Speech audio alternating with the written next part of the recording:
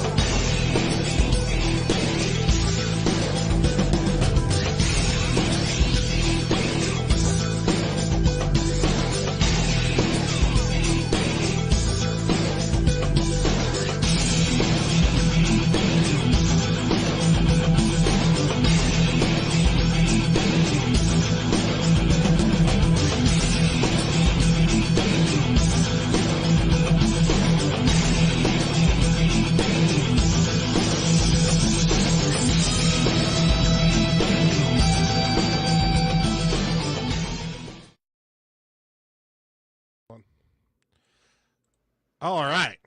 Welcome back, everybody. It's episode 9 of Archrivals, week 6 in review.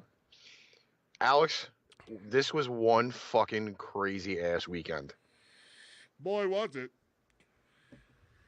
It Well, was insane. There were so many high-scoring games. I think it was probably one of the highest-scoring weekends in the NFL in the longest time.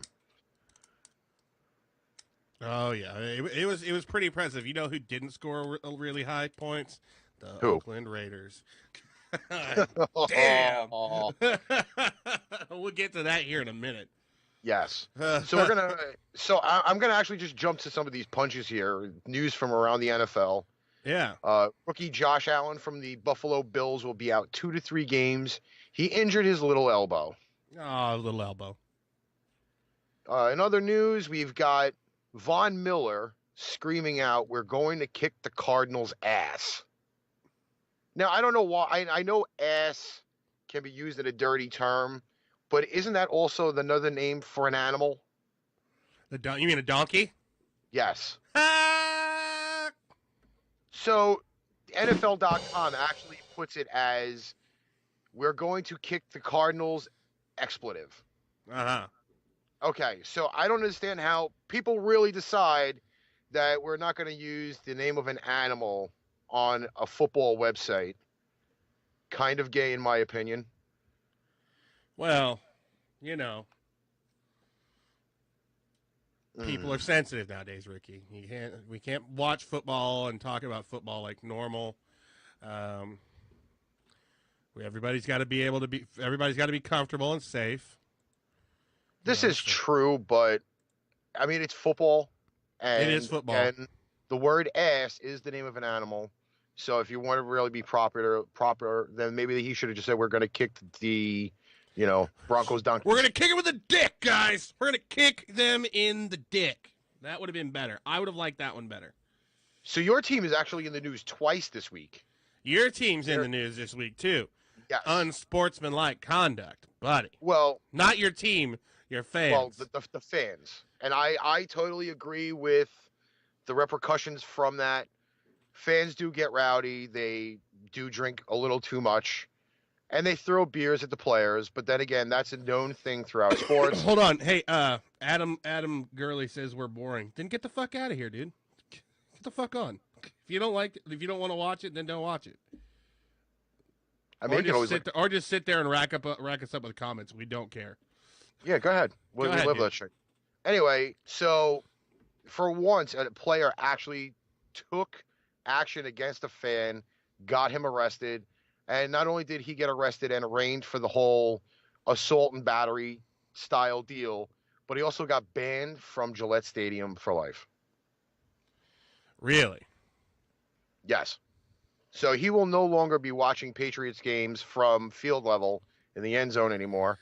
So he just killed off his season tickets. I guarantee you he'll still make a ton of money selling those tickets off. I've been to tons of games. I see how much people drink. This is not exactly your type of thing where you go all out drunk to a game just to enjoy it. Yeah, I don't know. I mean, I think that's cool if you're at home, if you're at a bar or something. That's acceptable. But like, if you're going to a game, there's fucking kids and shit there, man. I don't like to be a square, but come on, man. Like, I've been to a game where I got beer poured on me, like by the guy getting so. I mean, I understand the guy was getting so excited, and he and then he jumped up and then poured beer. But whatever, fuck off. By the way, Adam Gurley wants to know how many milligrams do you vape? 3. There you go. You hear it here first. All right. In other news, the Raiders have they're actually been filling the news page.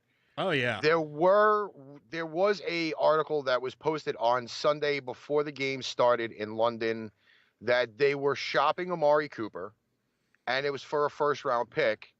Hours later, after that article came out, John Gruden, the bumbling fuck, turned around and said that he was not shopping Amari Cooper. And then it comes out today. No, and it came out today they are shopping Amari Cooper. So which one is it? Are we going to be playing ping pong with the fucking? I don't know, man. Here's what I think is. I think that I don't like this guy at all.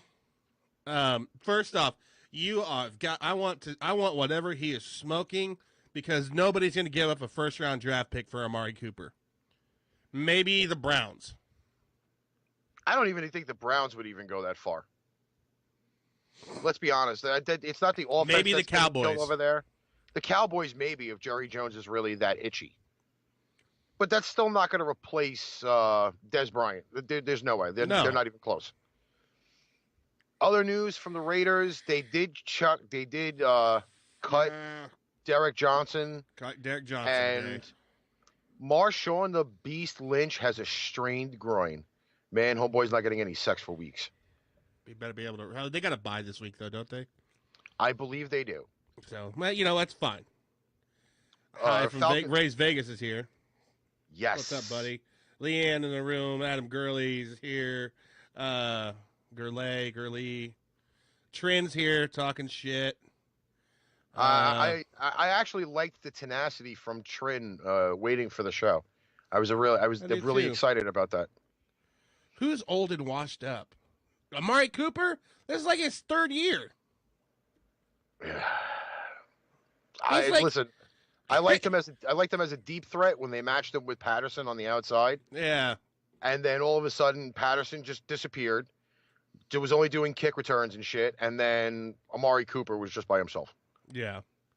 Well, he's not old. He's not washed up. Oh, Derek Johnson is old and washed up, yeah. I wouldn't say he's washed up. He'll go somewhere nice. Yeah. That old... maybe he'll go east. He'll go to that old gridiron in the sky. So Miami. He'll wear white pants. And then every time he runs around the field, it'll look like he'll have shit in them. Yeah. Can anybody stop the Rams? Can anybody stop the Rams? They got stopped this week. No, they did win. They did win? Yeah, the Rams did win. They were getting their asses handed to them, and I stopped watching. Yeah, the Rams won. Well, goddamn. They are the only undefeated team left in the NFL. Yeah. Thanks to my boys. Thank you. Nobody cheered for that one. Shut down the fucking kingdom. Jeez. Oh, and Wendy's threatening you by killing you at bowling. Nobody's talking about the Patriots right now. I demand respect. I was offended, and I have right. All right, so let's get down and dirty with some of these fucking score reviews. I mean, jeez. I really thought this was going to be like one of those doom and gloom weekends because the games all started off. Everybody was behind. And I looked at my picks and your picks, and I'm like, wow. How did we fare, by the way? Okay, so with Green Bay winning last night, your week finished out at 6-9. Yeah. My week, however, with my Green Bay win, left me at a paltry 10-5. Even with the one pick that I actually went with a spread, won, technically. Which one Even was if that one? that would be the Arizona game that I actually took the fucking points with Arizona, Wow. which was insane because they only won by 1 point with the spread. Oh yeah, Mitro's Michael Valdez. What's going on, Raider Nation? That's right. Yeah, dude. What was it Mitro said? Oh, she went with the Vikings because they got the pretty purple uniforms. Well, she was right on that one. Yes. And to all of the 16, 15 people that are out there, all sports fans, share this show as much as possible. Get all your friends, your family, your coworkers, your fellow sports fans in there. We're going to recap some games, and we're going to recap them with some attitude. Oh, yeah? With some attitude, huh? especially with that walking turd burglar that's going to be coming up in the show in a little bit. You know, Jameis Winston. Oh yeah, Jameis Winston. Well, we'll always like to talk about him because he's always a walking turd burglar. All right, so we're going to actually start off with what do they have on the NFL site first? The Eagles. The Eagles and the Blueberries. Okay, so it was Eagles and Blueberries on Thursday Night Football. I know we did kind of cover this one on Friday, but now there is more news that the owner of the Giants is calling out Odell Beckham Jr. And I'll say it in the nasty way, the way I normally do, shut the fuck up, grow up, and play some fucking football. What's that he was bitching about? The summary of the whole thing. Well, he's turning around and saying that Odell is just being a large crybaby, doesn't have his baby blocks and his binky on the sidelines, and he's being unprofessional. So Mara called him out and said, you know what? If you actually do your job on the field, maybe the team will succeed a little bit more, which in a way is true. I did rewatch the highlights from the Giants game, and every time Beckham went deep, there was a guy literally running step for step with him, which means he wasn't running all out like normal. He was pretty much running like half speed, which is not that is not Beckham at all. And seeing that on the New York market all the time, you kind of tenderly and actually agree with the whole fact. If you're not going to go all out, then why the fuck are you even on the field to begin with? Yeah. No. So let's get into this. So what? Carson Wentz threw for 278, 3 touchdowns. Eli Manning threw for 281. Big old goose egg. Listen, it's still now all weekend long. I have to listen when I listen to sports radio while I'm driving. They're now all throwing Eli under the bus. Oh, wow. Good It's Lord. about fucking time for 2.5 years that we've had to sit through this fucking bullshit with him. He's not the same. He's done. They should have drafted a quarterback. Yes, Barkley's fucking great. As you can see in the window there behind us, 130 yards rushing and almost 100 yards receiving. That's one guy. That's your whole offense right there. And what's Philadelphia's rusher? Their leading rusher was Smallwood for 51 yards. Mind you, this is also the weekend. What a name! What a name! Sure, you score mad with the ladies, bro. And the fans of Bleacher Report, they have that Gridiron Heights. Uh-huh. There's a little clip in there that Carson Wentz says, "Shit, we still don't have to play well, and we can still win this division without having to worry about anything." It was the cartoon was Odell Beckham reporting Eli Manning to the police that he's killing the Giants. I still can't get over this rusher for the Eagles, man. Smallwood. That's how do you break the ice on that? You really don't. You just really hope he doesn't have a tiny pecker. Hi, my name's Wendell Smallwood. I'd like to take your. You want to go out tonight? Want to Netflix and chill? Yeah, sure. Fucking horror. So that guy's gonna find me and kick my ass. He plays for the Eagles. His own crowd will kick his ass. That's true. They'll set him on fire. Yeah, he'll be a flamer running down the street. That's how. All right. So, Aguilar got 91 yards, 0 touchdowns. Yeah, Barkley got received for 99 yards, 0 touchdowns. Of course, he didn't get any touchdowns because Eli Manning's a fucking chump. I tell you. He should have a walker in the backfield with him at all times. Oh yeah, it's terrible. So apparently Wendy is getting all hot and bothered tonight. Wendy, you need to go take a shower or cold shower or something. Don't talk about my boxer shorts. Oh jeez. Well, she was already egging you on about bowling earlier. Oh yeah, we've been playing bowling on Facebook Messenger. Oh jeez. I kick the shit out of her every time. Not every time. She's actually pretty good. But I've still won more games. Anyways, aside from that, let's get back to football. What's important here? Okay, so now my favorite player in the NFL, the walking turd burglar, lost again. He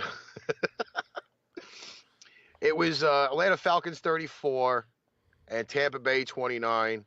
Now, Jameis Winston did actually have great stats in this game. However, here is a little nugget for all those Tampa Bay Buccaneer fans. Since he had that whole eat a W thing last year, he is now a sultry 1-10 as a starting quarterback since he did that whole W in the mouth thing. I think maybe he should have just choked on those 2 middle fingers probably, and that would have made everything better in Tampa. But no, it didn't happen that way. But so Falcons have moved up to 2-4. They might have a season that's salvageable.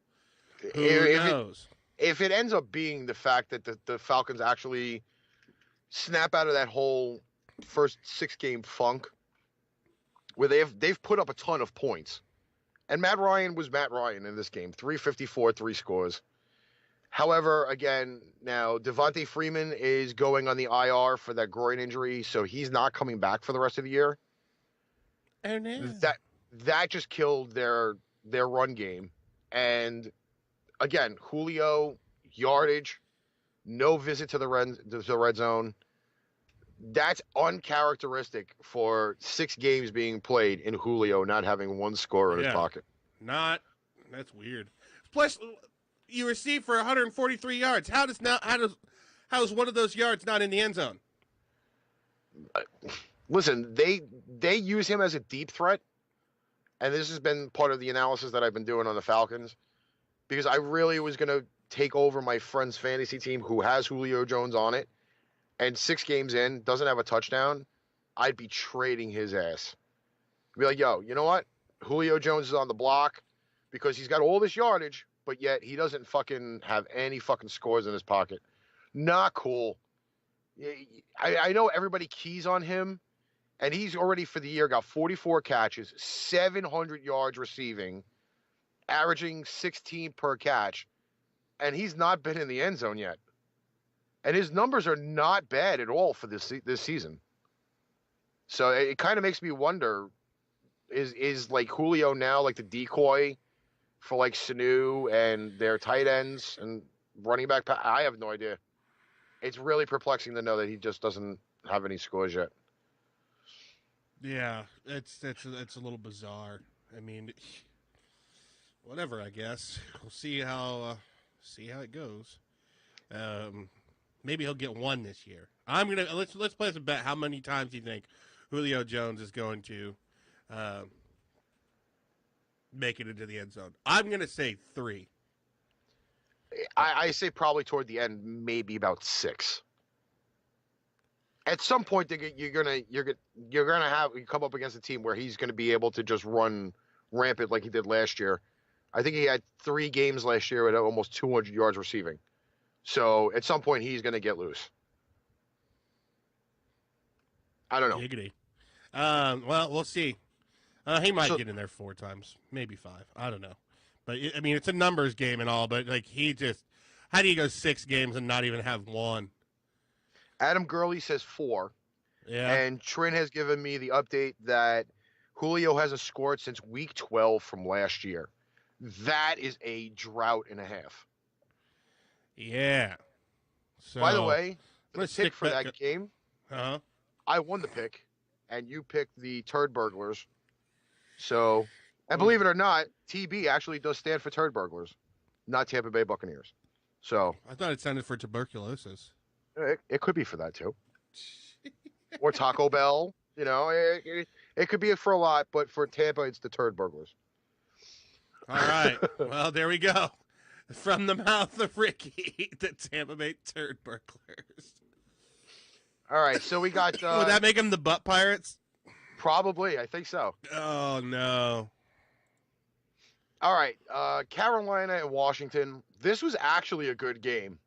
Wasn't bad. It wasn't a bad game. There was a late comeback by the Panthers.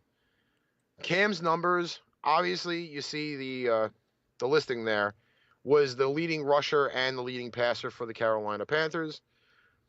Alex Smith actually had a decent game. Not great every yardage, time I bet against that asshole, every time I bet against that guy, he always wins. I should learn my lesson. But if I'd have bet on the Redskins this week, because I think I bet on the Panthers. Yes, we both did. Yeah. All right. Including our producer, bet the Carolina Panthers. But had I bet on the Redskins, it would have been like 30-2. Like seriously, they would have been that bad. I do have to say on this game here, defense was not at premium. There were a lot of weird can't miss plays during this game. Carolina, however, did not have that fourth quarter comeback. They were on the verge, fell short. I got to tell you though, Funchess's TD catch, if you get the chance to check it out, you kind of see it in that big play window up on the top there. He snatched that ball Randy Moss style, like literally right out of the defender's hands, and was like, "Give me that motherfucker!" Yoink! And he just landed in the end zone. He put on a little show, and then he ran back to the sidelines. But this game here was pretty good, and you can actually tell that I don't think Adrian Peterson's over the hill yet. I don't think so either. I mean, he didn't get in the end zone. That's I'm okay with that, but he still has some legs and still rushed for 97 yards.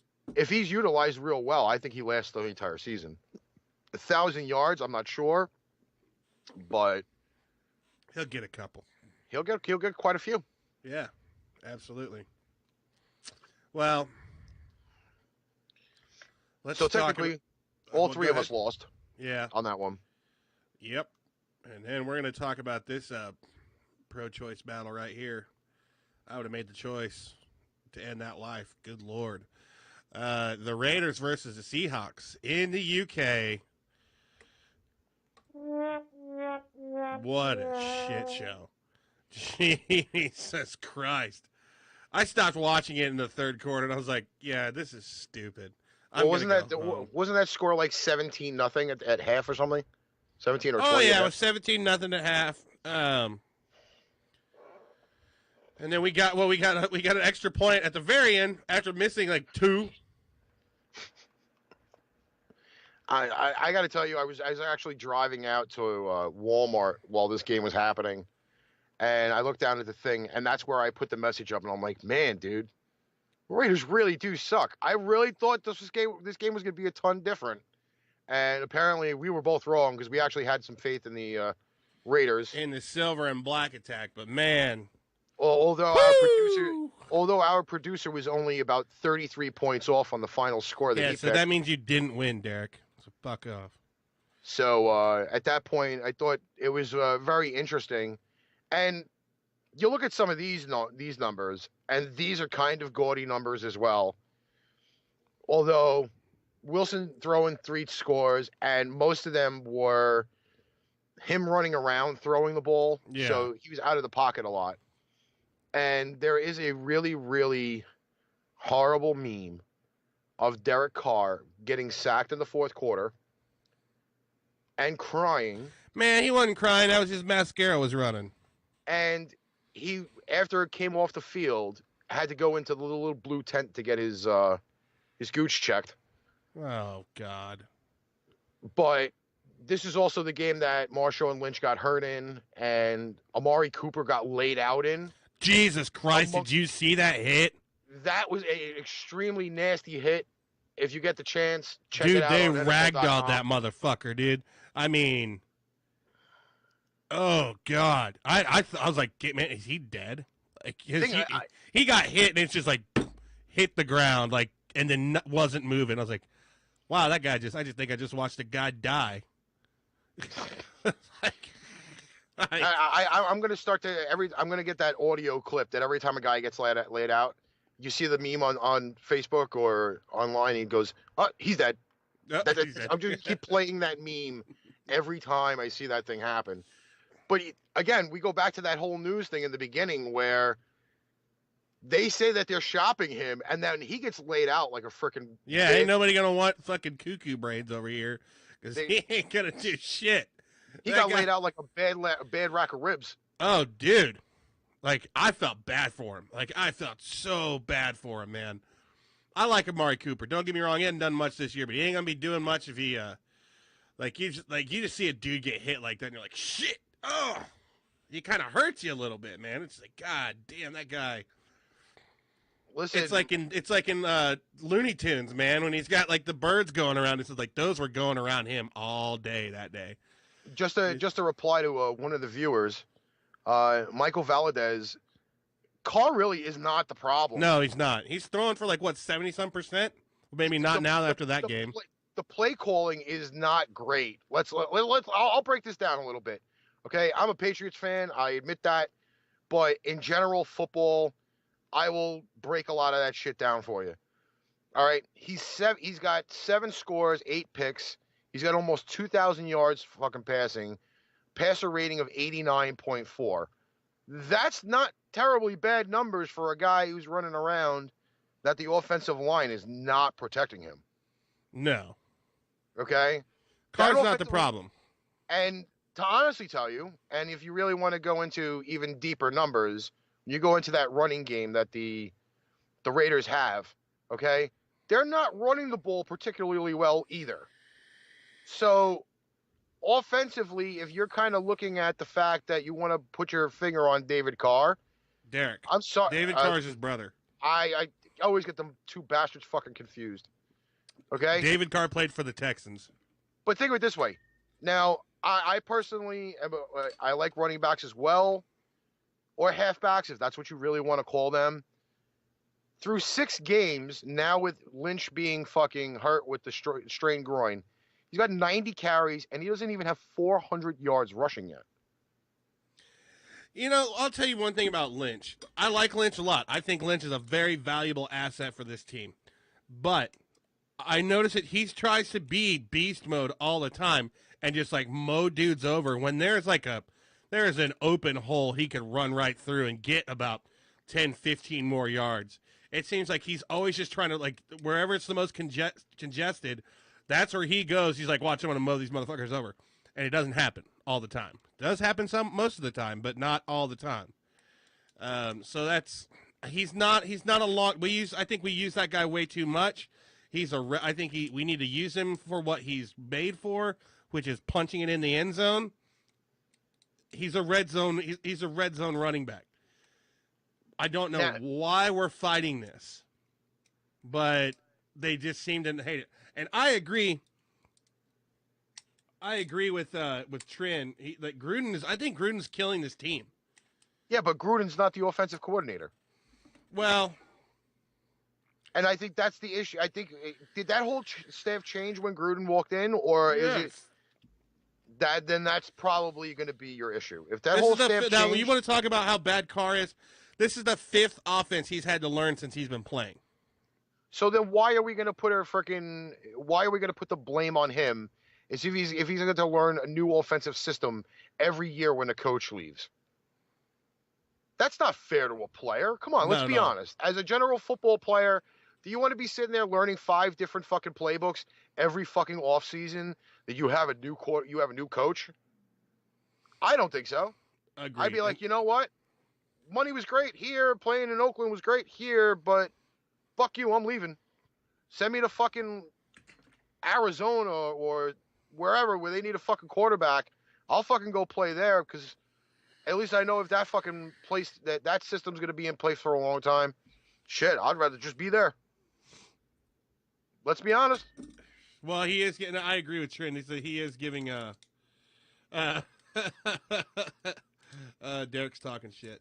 Somebody else was talking shit earlier. I agree with Trent. He's getting treated like Alex Smith. It's just like he doesn't know what the fuck to do. He's trying, but I don't think I'm not gonna compare him. I think he's a way better quarterback than Alex Smith.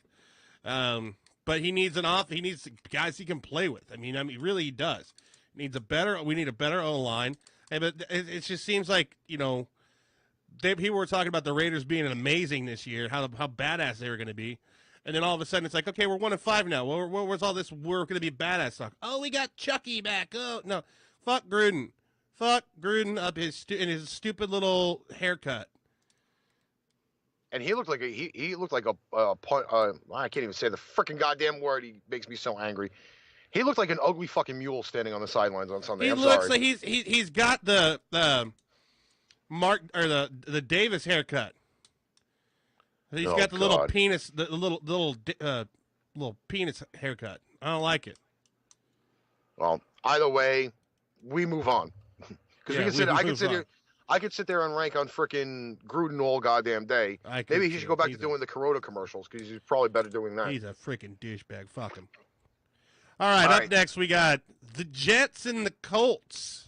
Andrew Bad Luck versus the young rook, Sam Darnold. This game here, now the score does not really tell the tale for this whole thing. It really doesn't. Oh, Tabitha Fidget's here. She's curious as what's going on. This is a new show, a different show. Yes, we're talking the foosball. The Devil's game. Really? I watched the Waterboy. Really, Waterboy quotes? Is that what we resulted to? That's where it came from. All right, so this Jet game, I did catch majority of this game, half on TV, half on the radio. And I got to tell you, listening to it on the radio is such more enjoying than listening to the bastard announcers that they put on for this game on CBS TV. The Jets really did handle this game a lot better than I thought. Defensively, they played very well. Jets leading rusher did not start this game. I don't think he played very much either because he wasn't in the stat line. The Jets did improve somewhat. But now with more injuries to that secondary and the Jets leading receiver going to be out for an extended period of time with a high ankle sprain, I find that the Jets did really just battle through this game. Colts didn't have as many mistakes as they did the week before with the Pats Thursday night game. But, God, Luck is putting up some gaudy numbers, and his team is just not winning. No, man, the Colts are just, they don't got it. They don't have it this year. I know, speaking from experience from a person whose team does not have it this year, Luck has run out. Well, think of it this way. So he's had no T.Y. Hilton for a while. Okay. He's only had about 2 or 3 wide receivers every week. His tight end's been hurt. They are using Eric Ebron, the former Detroit Lions tight end, who apparently has the dropsies. Luck's numbers for the year at 16 scores. Is that an accurate football term? He's got the dropsies? Yes, he does. He has the dropsies. If it were the way it was back in high school, and I know you probably dealt with it a little bit yourself, where you literally had to take the football with you everywhere and made sure you carried it and didn't drop it, or even slept with the football so that you made sure that you were like one with the ball. No, man, I was a lineman and a linebacker. I didn't have to do that shit. They just wanted me to hit people. Well, I had the both offense and defense with school, so having the ball with me at all times was pretty much a big deal. Oh, yeah. But Andrew Luck's numbers, 16 touchdowns, 8 picks, 1,800 yards passing, and a quarterback rating of 88.8. Those numbers are better than most quarterbacks that have a winning record this year. Mm-hmm. And the team only has 1 win. So there is really a battle for supremacy of who's going for that number 1 pick. Because there are a lot of 1-win teams in the NFL at this point. Yeah, there are. We're just going to trade off our players so we can get round 1 picks. I think that's and then we're going to get one because we're not going to win any more games.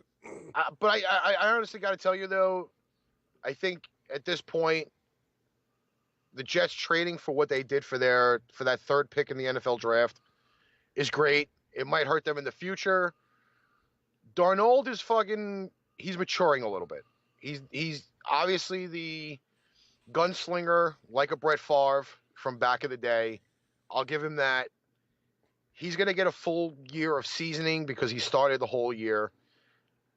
In my opinion, though, for him to become a better player, he's going to need better weapons. And this is the problem that you see with the Colts, that they do not have any weapons for Luck to throw to. And I kind of feel bad for him because Luck is throwing the ball on average 58 times per game. Those are some gaudy numbers. When you don't have a run game like that, and you got to throw the ball 60 times a game, I wouldn't be surprised if his arm falls out by like game 14. He's going to hurt himself. I mean, he just doesn't have anything at all. Like that's what I feel bad. He still got 4 touchdowns out of it. You know, I mean, good for him. But Jesus, you know, when you're not he threw 1 touchdown. Luck had he threw 4. Had 4. Yeah. So he accounted for. Technically, if you really want to break it down, he accounted for 24 points out of the 34 that they scored. He was on half of those 4 touchdowns. Oh yeah. So that's 24 points. But if they had a running game and they were able to keep the ball away from the Jets a little bit more, I don't think the Jets would have scored 42 points. I don't think they would have won that game. I mean, the defense did keep them out of the end zone 7 times, where the Jets kicker tied an NFL record with the most field goals in a game at 7. Jesus. So that's also, you figure, 21 extra points that the Colts had pretty much just banked. They were like, all right, here's 21. We should be able to score 22. And obviously they didn't do that. But, I mean, all in all, this game was a lot closer than what the score looks at, because Indianapolis really did have a pretty decent comeback at the end. Trin wants the Raiders to trade Carl Joseph to the Chiefs. You can fuck off. Like he's going to really change anything for them? Yeah, really. He's fine just where he's at on IR. All right. We're going to go to the pretty purple uniforms. Yes, the one that my lovely lady has decided to pick because they were purple. I took this game with the points. For the first time ever, I've actually gone. I'm going to be doing 2 separate picks a week. I will leave the points picks on the side for anybody that wants to catch them out. I'll pretty much have them sketched out already. But this one was actually a pretty decent game. Mm-hmm. Cousins actually broke out. He had a passing touchdown and a rushing touchdown in this game. That was pretty much their entire offense. I don't know. Tate train rushed for 155 yards, man. Well, he got a touchdown. Here was the other big kicker to this. Adam Thielen has broke 6 games consecutively with over 100 yards receiving. That was supposed to be. It was something of an NFL record, I believe, that they had with that. I'm sorry. I actually thought Josh Rosen was going to be a fucking better player. And he's kind of disappointing me a little bit. I think he's disappointing a lot of people, Ricky. Well, I believe this is his fourth start in the NFL? Mm-hmm. Okay, because Bradford was out, got hurt at the beginning of the year. Yeah. 2 touchdowns, 2 picks, 626 yards passing with a passer rating of 75.5. Yeah. I think my dead cat could fucking throw many more yardage than that, to be honest. David Johnson only had 55 yards rushing in this game, had a score, but he also had a fumble. Mm-hmm.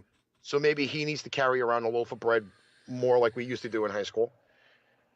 And I mean, the defense did have a freaking a turnover for a score in this game, which made it look a little bit closer.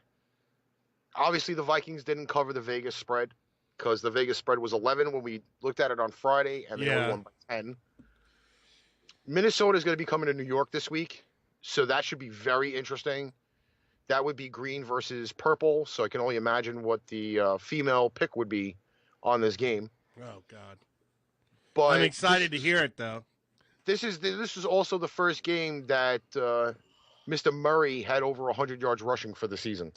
I really liked Latavius Murray. He's great in Madden. I give him that. I really haven't seen Old him. Tay Train. I have not really. Last year, I believe he had a great year with Minnesota. However, this year, not so much. 2 years ago, he had a great year with Oakland. It was a fantastic year. I think they made the playoffs that year, correct? They did. They didn't. They didn't get a play. Their quarterback had a bum leg. Oh yeah, that's right. Worst Christmas I've ever had in my life. There was no Derek Carr. No. All right, so let's move to the controversial game. The controversial game. Yes, Steelers-Bengals division game in Cincinnati. Final score was Pittsburgh 28, Cincinnati 21. Good game, though. Really good game. Very competitive game. And I did say last week that the Steelers were going to start to turn it up a little bit more. Other news that wasn't mentioned earlier in the night, Le'Veon Bell still may not report this week. What?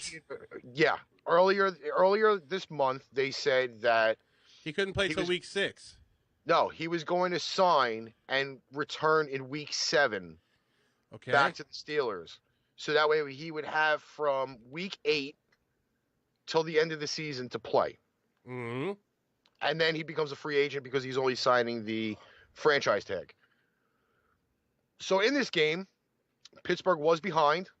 They fought back. They tied the game.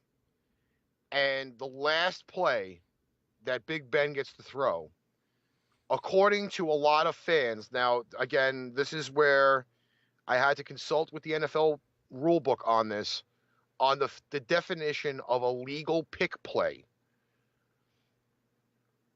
The receiver did block a defender, and another receiver came behind that fellow receiver, did a slant route. Now, this was Antonio Brown. This is the final play that put Pittsburgh ahead. So Brown pretty much does almost like a little baby reverse behind another receiver and does a slant pattern. Big Ben hits him for this slant pattern, and he scores. This is what wins Pittsburgh the game. Now, the definition of the pick play, however, is kind of, it's not on point to this actual particular play. However, the league office did deem it a legal pick, and that was pretty much the controversy of the whole game. And as you can see, the numbers for both teams are fairly decent. Yeah, Dalton threw pretty well, 229 for 2 touchdowns. Mixon did 64 yards. He got a touchdown. But man, you got to get a look at Raperberger. I mean, he's got 369, threw for 369 yards, man. Yeah, but also look at. I'm going to see if I can pull up the numbers here for the game stats for this lovely little thing. 32 of 46, 369, 8 yards per pass, 1 touchdown. Quarterback rating of 100.7. Okay? Had a 69.5 completion percentage for this game. Okay? Now, compared to some of the other games that he's had before that, Atlanta 250, Baltimore 274, completion percentages a lot lower, threw the ball a lot less. The Atlanta game, he only threw for 29 times. Baltimore, the game that was pretty much just an ass raping by the Ravens, he threw for 47 times. So the numbers are there if he throws a lot of passes. but it's the selections of the passes that he's throwing and the receivers who he's throwing them to. Antonio Brown is startedly finally waking up. There was only so long that they were going to contain him. That's just the way to look at it. Very true. All right, what do we got here?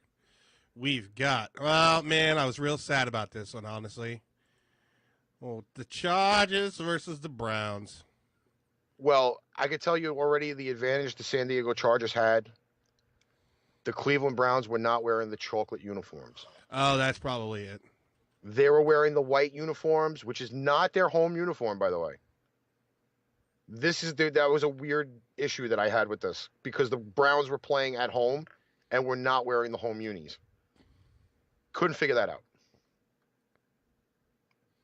Yeah. And Vegas had this game as a pick'em. I believe this was a pick'em, like 1 point game. It wasn't really a large spread. And I was very disappointed in this because the Browns had been playing well pretty much the entire season. And they just got stomped by the Chargers. I think we all picked the Chargers on this one, didn't we? No, you did. Let's see. Hold on. No, you picked the Chargers, and I actually did pick the Browns. And so did our producer. Woo! Chargers. But I wanted the Browns to win, man. Well, think of it this way, though: if Cleveland's would have played the same way they were the first 5 games of this year, this game obviously would have been a lot closer. Mm-hmm. But I got to tell you, again, the guy that I usually pick in fantasy every year, Mr. Gordon, ran the ball real well. That offense was just phenomenal. Chargers offense was phenomenal. And this week coming, they get Joey Bosa back. Oh, wow. Well, here we go. That just changed the entire game for that fucking Chargers defense. Shauna says, I keep picking the Chargers. Well, you live in L.A.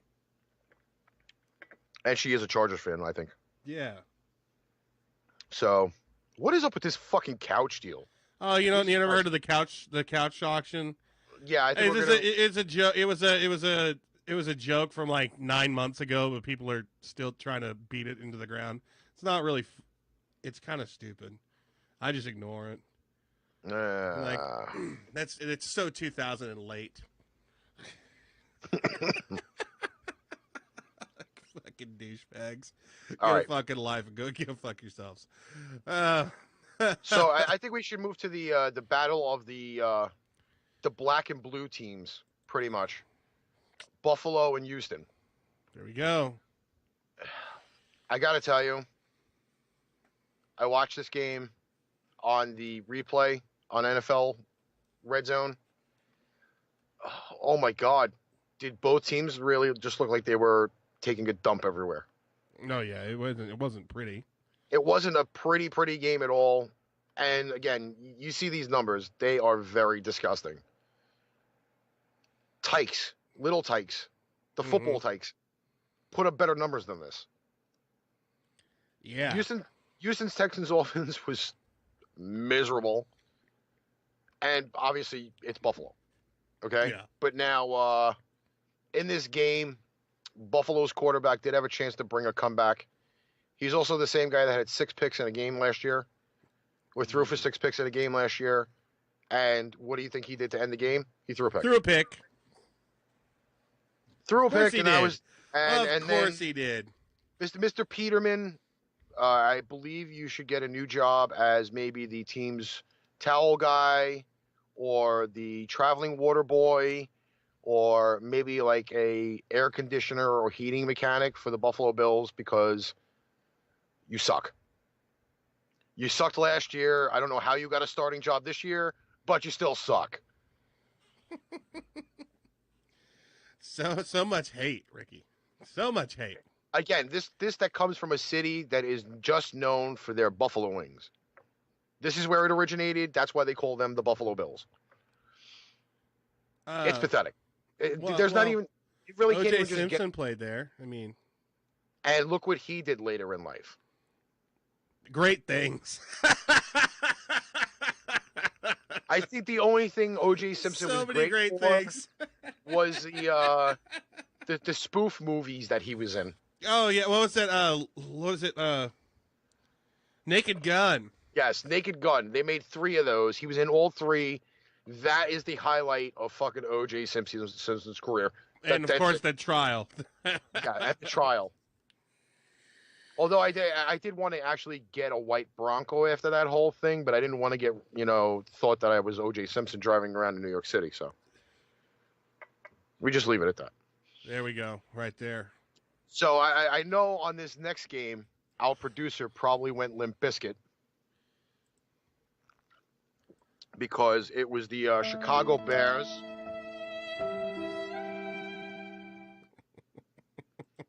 versus the Miami Dolphins. Yeah. It was a good game, though, man. Like, it was a solid. Look, Trubisky did great. Osweiler did great. Well, I mean, going into this game, though, the main thing was Tannehill was listed as questionable with the game with the injured throwing shoulder. This kind of did sway our pick on this. Yeah. However, we kind of fast forward a little bit toward that end part of the game where the Dolphins pretty much said, here, take the ball. Because Kenyon Drake fumbled at the goal line and the Bears recovered. Okay? It was like, no, don't hurt me. Here's the ball. Whoop. And that was it. That was what the play was almost like. Okay? So Miami was pretty much trying to give the Bears this game. Yeah. And the Bears were like, they just weren't taking it. No, we don't like to steal. Chicago's got a bad reputation. We don't want to steal. We're gonna try to win the game on our own. We do not need the Dolphins' help. And apparently they did. They should have taken the hint and got it. Jesus. I mean, you look at some of these offensive numbers. Tyler Gabriel, oh my God. That was one of their best draft picks so far that I've seen. It's insane. It really is insane. Now, again, Bears defense is what carried them throughout the majority of this game. We obviously know why. The face that Khalil Mack made, however, at the end of the game, after Miami kicked the game-winning field goal, absolutely priceless. Hey, it wasn't Mack's fault. Yeah, but in a way, he kind of looked like somebody just had jammed something in an orifice that it didn't belong. I saw the picture on Facebook in one of the NFL groups, and I thank everybody for accepting me into those NFL groups. But I'm telling you, he had the worst sad face on the planet. Is it gonna replace? I've seen that picture, and I've heard that people are saying that that's gonna replace crying Jordan. It may. I just might replace it myself.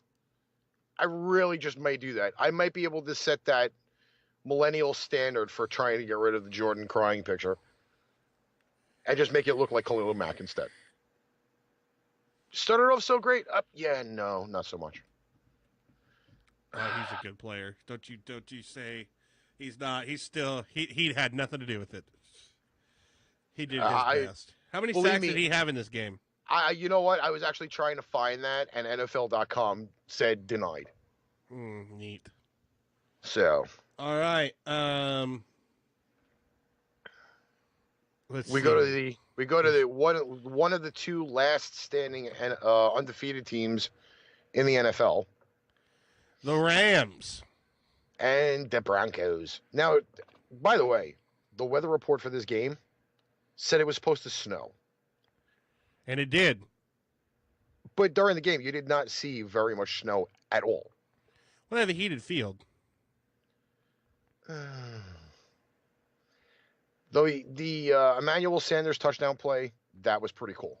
Yeah. Got the ball to the goal line without actually having to run in. Case Keenum actually had a great game. Still lost. The running game, however, was definitely unbalanced. This is prototypically one of Todd Gurley's best offensive games ever. Yeah, well, Jesus Christ, 208 yards. And you know the running game was the big key to this because Jared Goff had an abnormal passing game with only 200 yards passing, and half of those yards went to Robert Woods. Mm-hmm. So imagine what the rest of the receivers were looking like. Keenum didn't do so. How many interceptions did Keenum throw this game? Let's see here. I'm going to pull up those numbers real quick. Probably like 7. Okay, he went 25 for 41, 322, 2 touchdowns, a pick, was sacked twice. Ooh. Quarterback rating of 91.7. But he did throw the ball 41 times. Yeah, I mean, I thought he might have had two, he might have had more, but he only threw one pick. Man, he's getting better, guys. He's not really he's not a bad quarterback, but he throws a lot of picks. His numbers are 7 and 8 for the year. 7 scores, 8 picks through 6 games. Yeesh. So, but it was the Rams prevailing 23-20. They're still undefeated. This weekend's game coming up is going to be very interesting. See, this is what bothers me about the Broncos. And, you know, obviously they're a rival because my team's in the AFC West. But these dudes can, like, do decent in a game. Like, they're not a bad team. I mean, look, the Rams are 6-0 now, but they were 5-0, and they only won by a field goal. Come on now, like that, like I don't see why the Broncos just can't capitalize on stuff goes to show that even though you're 6-0, you have probably the number 1 rated offense in the NFL at this point. But if you do not have a defense that's fully healthy every week, teams are going to put up points on you. This was a close game till the end. And I think the Rams are really starting to realize we are pretty much going to have to do like the Kansas City Chiefs. We're going to have to blow teams out in order to win games. And again, this was one of the higher scoring weekends in the NFL for the year.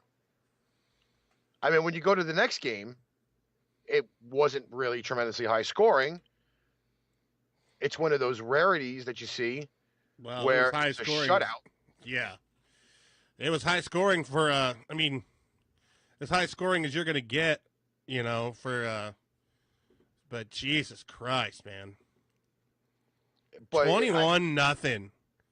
Obviously, there is not very much to really talk about in this game, okay?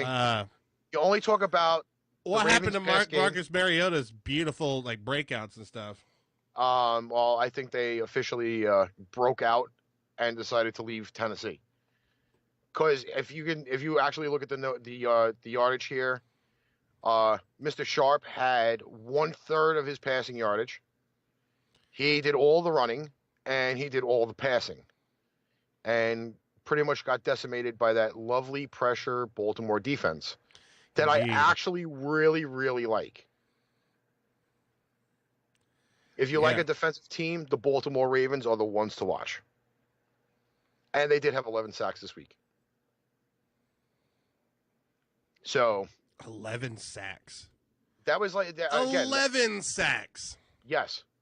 And that actually matched a record from the Giants Eagles from 2013 or 2011?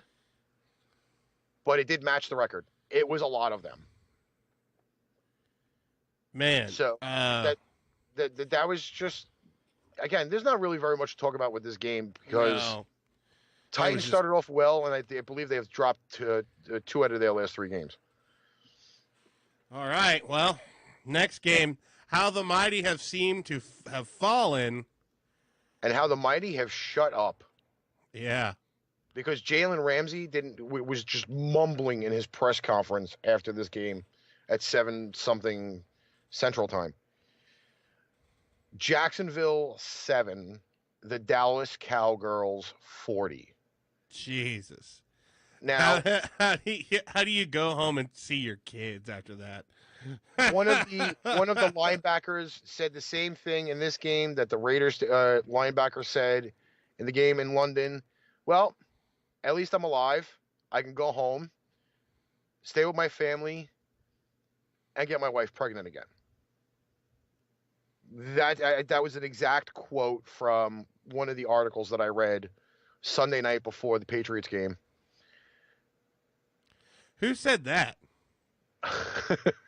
Derek Carr? I'll have to look back at the Bleacher Report thing, but it was an article that was on there. Now, we obviously know the potential of the Jacksonville Jaguars defense. Yeah. They can be extremely locked down. You know the strength of the Dallas Cowboys offense. There's not really a great receiving core there. There's not. Let's prototypically, you could break them down about 50 different ways till Sunday. Prescott had a breakout game in this game. He had rushing scores. He had passing scores. Ezekiel Elliott played one play in the fourth quarter just to get the 100 yards and came out. That's how far blown out this game was. Mm-hmm. I couldn't believe it, man. I was like, oh, well, the Cowboys are going to lose. No need to watch this game. And then I looked at the score, and I was like, what the hell is going on in this world? How is this happening? But, yeah, I mean, Elliott did great. Old Beasley. Mm-hmm. 2 touchdowns this game. Yeah. I mean, he did fantastic. Now, the crazy thing about this whole thing is that Blake Bortles had that phenomenal game against the Pats earlier this year. Yeah. Now he looks like an 8-bit quarterback on Madden football from 1993. He is pitiful. Whatever he was doing the beginning of the year as an analyst, he has to go back to doing. Yeah. Because his numbers for this game. Now you look at those numbers at 149 and 1 score. Okay? We'll go a little bit more in depth of this. 15 of 26. Obviously the 149 yards passing. His average pass was only 5.7. He got sacked 3 times. Yeah. Okay? Now, those were numbers that you would probably see from early Blake Bortles. You'd be okay with that. But you look at the games from like the beginning of the year. Yeah. Well, for example, just doesn't make any sense. Yeah. We'll look for we'll use the Pats game for example, okay? Because that's probably one of the best games that he's had besides the Jets win, okay? The Pats game, 45 pass attempts, 376, 4 scores. The Jet game, 36 attempts, 388, 2 scores. No sacks. So now your offensive line is really not helping you out. Yes, you got Jamal Charles, you got TJ Yeldon. You should be okay with that. Obviously, that's not the issue. The defense is not the Carolina defense from the earlier in the year. It's not. Yes. Yeah, they're not. They're not even close. I don't know. I think that after that, just the blowout from the Chiefs got in their head, and now they're just terrified. Yeah, but we also went into that fact being that Bortles gave Kansas City that game. It was like, here's a football, run the other way. Take it. Okay. On this game, on the Jaguars, it's both sides of the ball. Yeah. The defense is trying to overcompensate for what the offense can't do. And the offense is sitting there like a bunch of fat, lazy slobs. And they're like, yo, well, we have this great defense. They'll win the game for us. No, it's not that way. Again, it's obviously everything when it happens to a team is going to revolve around the quarterback. In this case, Blake Bortles is the problem, apparently. And unless that offense gets better, Jaguars are going to give up a lot of points. Yeah, definitely. I think maybe they peaked at the beginning of the year, and we'll see how next week goes. But so far, these last 2 games, I haven't been impressed with them at all. But maybe they just got into a slump. Who knows? All right, now you actually kind of hope they pick it up because I'm actually, again, I play defense. I was a middle linebacker in high school and college, and you kind of feel bad for teams that start out with such potential in all three stages of the ball that you really do hope that they pick it up. I do. That's been I my really do. real major key to that. Okay, so now you're gonna start prancing around. You ready to start doing that? I wouldn't say prancing. Oh, you're gonna be prancing. I know you're gonna be prancing. Just might as well get it going. All right. The shootout in Foxborough. Now, if everybody looks back to Friday's show, when we looked at the Vegas odds, I believe the under-over for this game was like 68. Mm-hmm. And I pretty much did say this game was going to be over 80. I don't know if I have to go back to watch it again, but I did say it was going to be around 83 points. And there's your 83 points. Yep. First half of the game, I have to say, I was very impressed on both sides of both teams. Okay? Kansas City's defense did show the pressure that they're supposed to have, minus Justin Houston. Okay? Mm-hmm. I was okay with that. All right? The running game for the Pats, on point.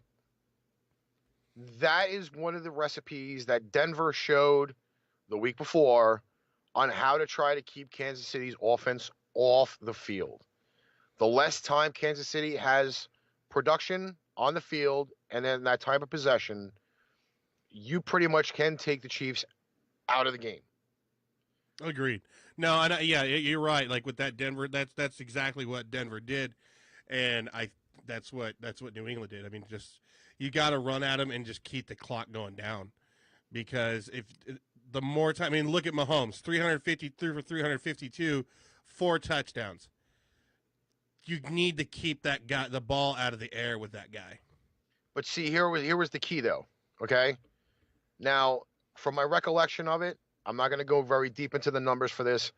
There was only one punt the entire game, which means every time a team got the ball, it was either a turnover or a score. Mm-hmm. And by keeping Kansas City out of the end zone for those points, the field goals that they kicked in the first half, again, it's bend or break.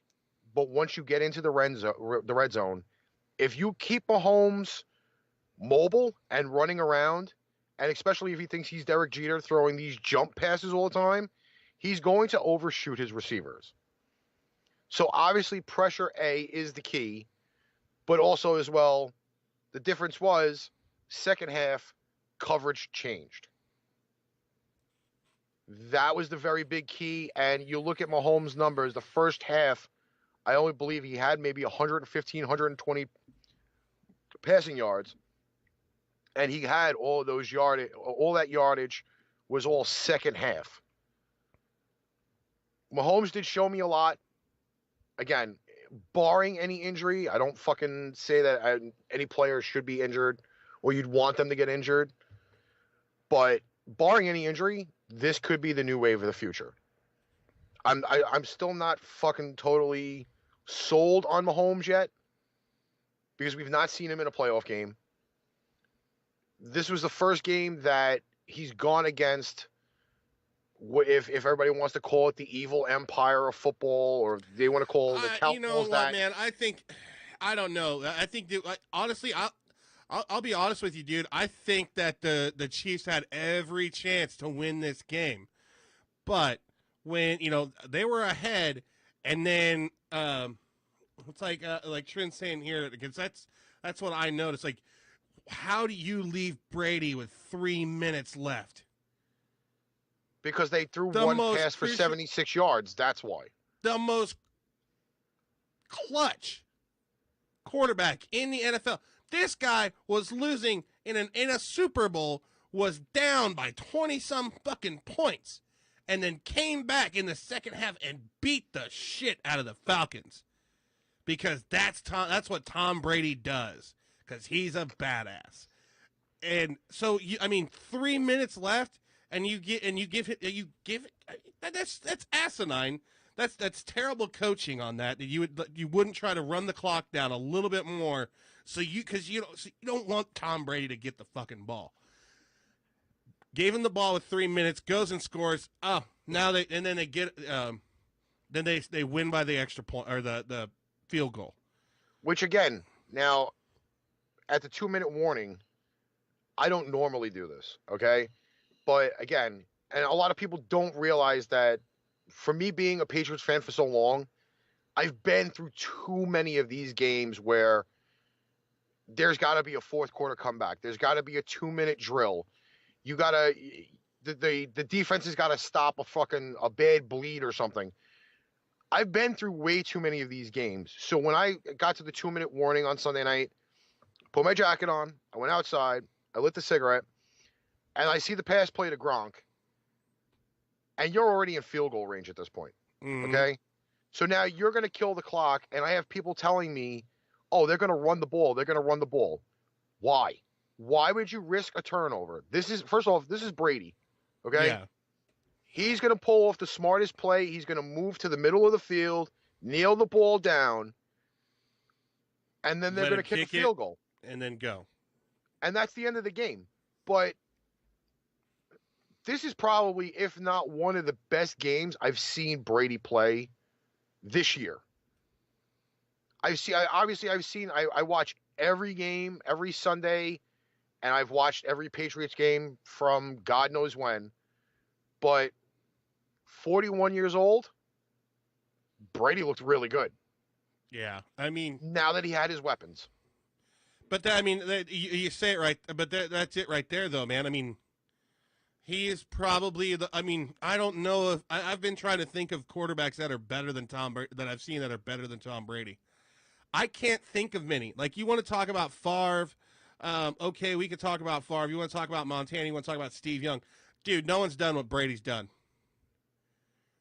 Brady is as much as I hate that mouth kisser, he is a bad-ass quarterback.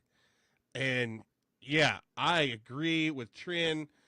Like, I was like, well, the Chiefs might be doing this. Holy shit. Oh, no.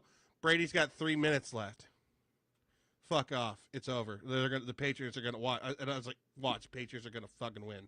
And surprisingly enough, that was the messages I was getting on Sunday night. Now, I was trying to balance the game and the show at the same time. Mm-hmm. But the messages were nonstop. Oh, congrats on the win. And I'd be like, there's 3 minutes left. Do you understand this?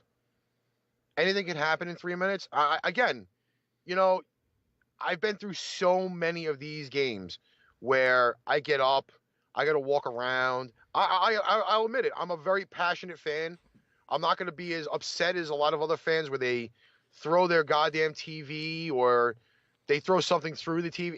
First off, I'm not like that. But to know the fact that people were sitting there saying with 3 minutes left, you've already won this game because of a quarterback duo with Belichick and Brady. That non-emotion fuck.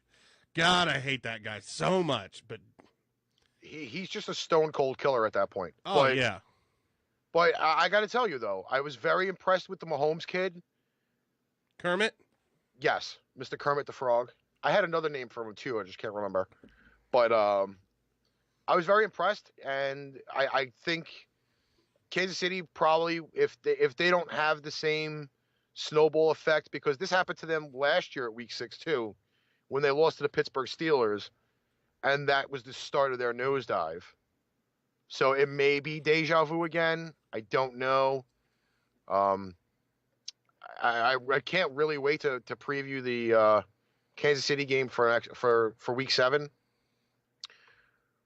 But we are going to kill off Week 6.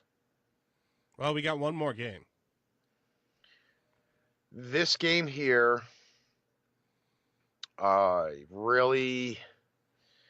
got a little nervous on this game, to be honest. Well, we both had the Packers.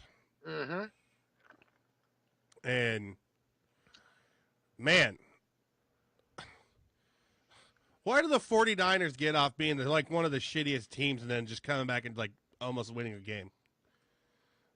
It's almost like that insurance commercial where you see the guy with the fishing rod.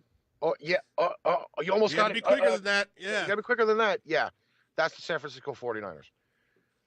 Again, now this game here. Let's be honest. Without Jimmy G, this game might actually be different. With their starting cast at the beginning of the year, this game might be different.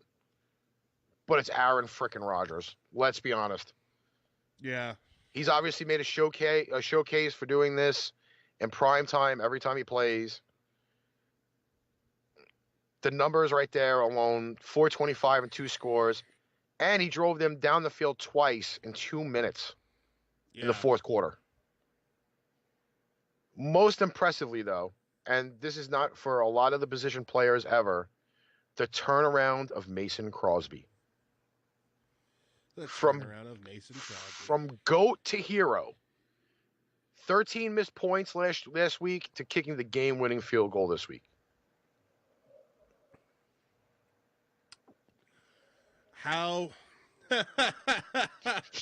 that guy just oh man, he had to get that game saved his job right there. Holy shit. And it may not. I mean but hey, at least he's the one he feels a lot, but he felt a lot better leaving the game last night than he did last week. Cuz damn. Well, you think of it this way, he made the one field goal last week out of 5 kicks. And now this week on the stat page for Mr. Crosby, at least it's not that pussy Crosby from hockey, but this Crosby I actually like a lot better. Let me get Bing, I liked Bing, but he beat his wife. Yeah, that is very horrible and true, but great singer though.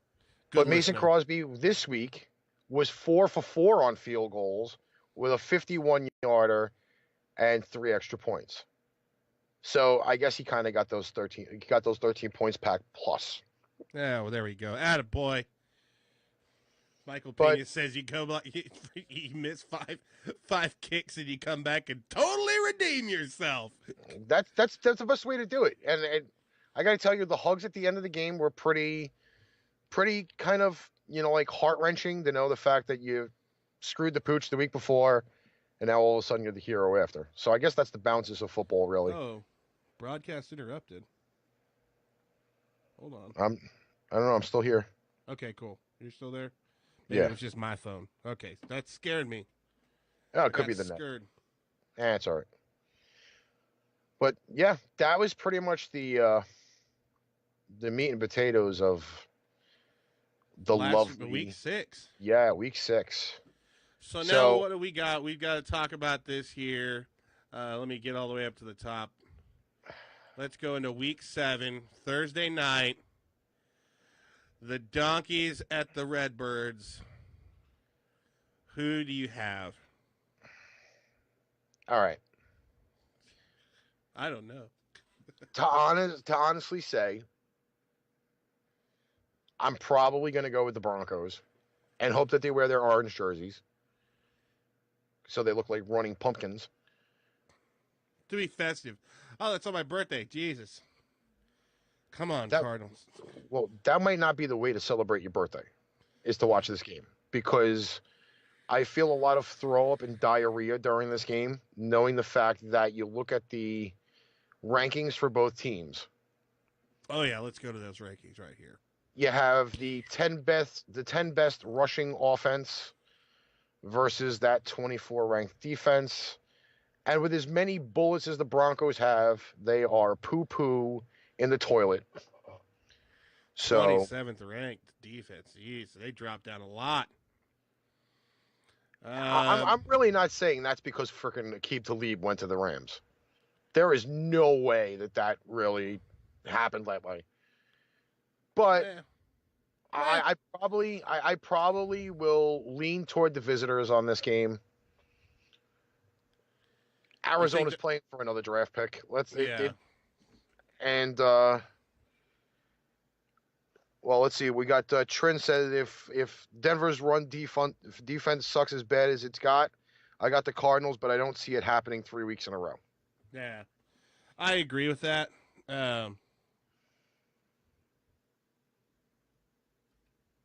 Oh, show is down.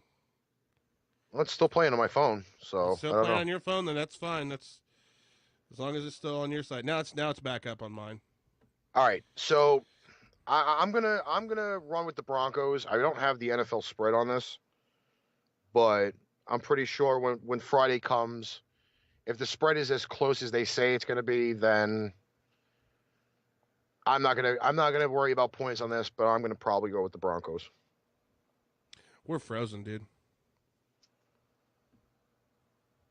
Did we do something wrong? I don't know. Because I'm still moving here. Oh, you are? Okay. Yeah. If you're still moving, that's fine. As long as it's on there, that's I don't care. Sorry, it's down for a bunch of people. We dropped a bunch of viewers, but you're gonna go with Broncos. I'm gonna go with the Broncos. So I think that's gonna be the way we go. All right. Well, then that's it. Then anything else you have? Probably be back on the Derek Relaford show tomorrow. Well, we also have we have a new segment on the TDRS show. We're gonna do a Wrestling Wednesday segment. Oh, where yours truly gets to pick an old school match of my choice for you guys to do commentary on. That's and the match that I have, the only thing I'm gonna say is it is an exploding ring match. An exploding ring match. What's that mean? Yes. If the match is not finished by the end of the time limit, the combatants and the referee get blown up inside of the ring. A very, very interesting twist from the Far East. From the Far East? Yes, from Japan. Oh, wow. Those crazy, sick bastards. So. Huh. But tune in tomorrow night to the TDRS show for that lovely little segment. And we will be back on Friday. Probably earlier. But again, thanks everybody for watching. Share the show. If you haven't caught it on YouTube yet, you can actually find Archrivals on YouTube. You can subscribe to the channel there. The Facebook page is coming soon for Archrivals. If not, in the meantime, it's Pain Train Pipe Bomb. That's all I got to say, man. All right, guys. We'll see you on Friday. Stay up! Oh my God! Well, I was not expecting to get an arch rival today, but here we are. Come on, man! All right, so it's still playing. I'm like,